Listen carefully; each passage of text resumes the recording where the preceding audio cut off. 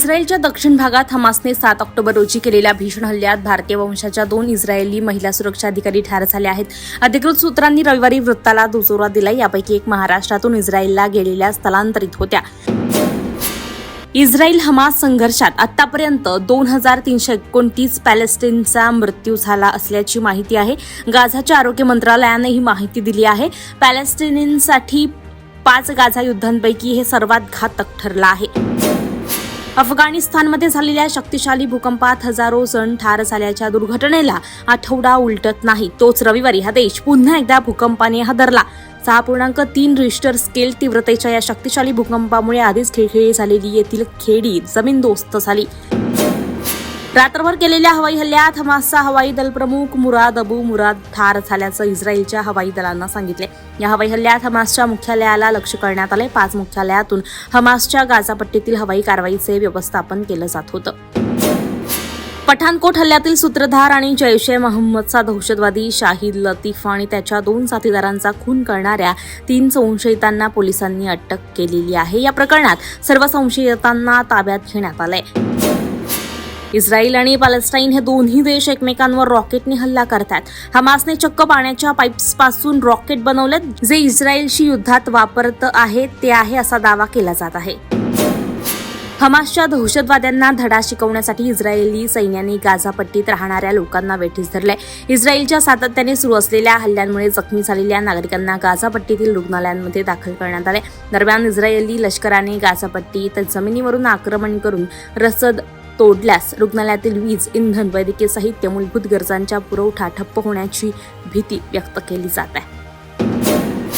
समाजवादी पक्षाचे नेते स्वामी प्रसाद मौर्य यांनी भारत आणि पाकिस्तान यांच्या फाळणीसाठी हिंदू महासभा जबाबदार असल्याचं म्हटलंय.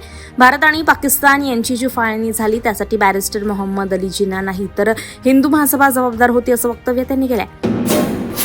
इस्रायल आणि हमास विरोधात घमासान युद्ध सुरू असताना त्याचे पडसाद इतर देशांमध्ये उमटत आहे. अमेरिकेत एका 6 वर्षीय मुलाची हत्या करण्यात आली असून इस्रायलमध्ये सुरू असलेल्या युद्धाशी संबंधित ही हत्या असल्याचं समोर आले.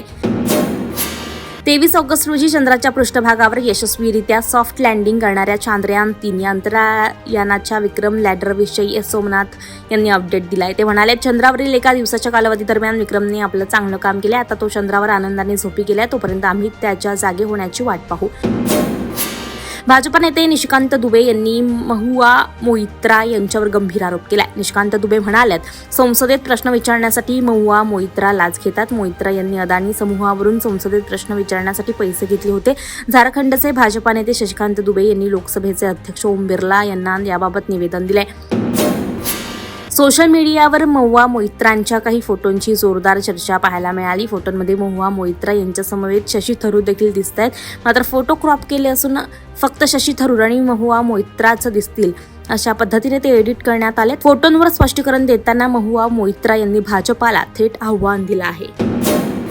भारतरत्न डॉक्टर बाबासाहेब आंबेडकर यांच्या भारताबाहेरील सर्वात उंच पुतळ्याचं अनावरण अमेरिकेची राजधानी वॉशिंग्टन येथील मॅरीलँड उपनगरात करण्यात आले. समतेचा पुतळा स्टॅच्यू ऑफ इक्वॅलिटी असं त्याचं नामकरण करण्यात आले.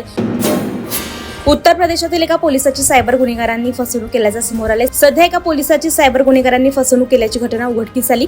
मिळालेल्या माहितीनुसार उत्तर प्रदेशातील बांदा येथील सायबर गुन्हेगारांनी पोलिसांची 82,000ची फसवणूक केली आहे.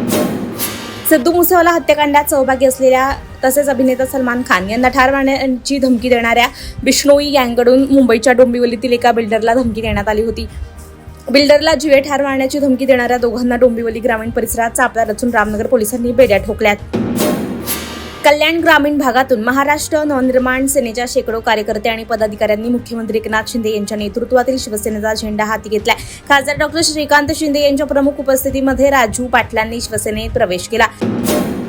जळगावच्या बऱ्हाणपूर येथून देवीची मूर्ती घेऊन येत असताना वाहनाचा अपघात झाला. अपघातामध्ये देवीची मूर्ती अंगावर पडल्याने जळगाव शहरातल्या तरुणाचा मृत्यू झाला. ही दुर्दैवी घटना मुक्ताईनगर जवळील पूर्णाड फाट्यानजीक घडली. संजय उर्फ जितू गोपाल कोळी असं मृत तरुणाचं नाव आहे. जालना जिल्ह्यातील अंबड येथून भोकरदन येथे राहत असलेल्या बहिणीच्या भेटीला दुचाकीवरून जाणाऱ्या 3 मित्रांचा बसच्या जोरदार धडकेत अपघात झाला. या अपघातामध्ये एक जण जागीच ठार तर दोघे गंभीर जखमी झालेत. गेल्या आठवड्यात शुक्रवारी सर्वोच्च न्यायालयात झालेल्या सुनावणीमध्ये सरन्यायाधीशांनी विधानसभा अध्यक्ष राहुल नार्वेकरांना कठोर शब्दात सुनावले. न्यायालयानं फटकारल्यानंतर न्यायालयाच्या निर्देशावर विधानसभा अध्यक्ष राहुल नार्वेकरांनी आपली भूमिका स्पष्ट केली. ते मुंबईत माध्यमांशी बोलत होते. जरांगे पाटील यांनी मराठा समाजाला ओबीसी मधून आरक्षण मिळण्यासाठी सरकारला 8 दिवसांचा अवधी दिलाय. त्यामुळे ओबीसी समाज संतप्त असून आज नागपुरात विविध ओबीसी संघटनांची बैठक बोलवण्यात आली आहे. गोंदियाच्या देवरी तालुक्यात बोगस बियाण्यांचा सुळसुळाट झालाय. तालुक्यातल्या बोरगाव येथील शेतकऱ्याने सीड्स कंपनीचे शिवाजी तांदळाचं वाण शेतात पेरलं. मात्र शिवाजी वाणाचं भात न येता खबरा धान उगवल्याने कंपनीने शेतकऱ्याची फसवणूक केल्याचं स्पष्ट झालंय. शेतकऱ्याने कंपनीविरुद्ध तक्रार दाखल केली आहे. बुलढाणा जिल्ह्यात दुष्काळ जाहीर करण्याची मागणी मनसेचे बुलढाणा तालुकाध्यक्ष अमोल रिंढे यांनी केली. मोझॅकग्रस्त सोयाबीन उत्पादक शेतकऱ्यांना सरसकट मदत देण्याची पूरक मागणीही त्यांनी केली.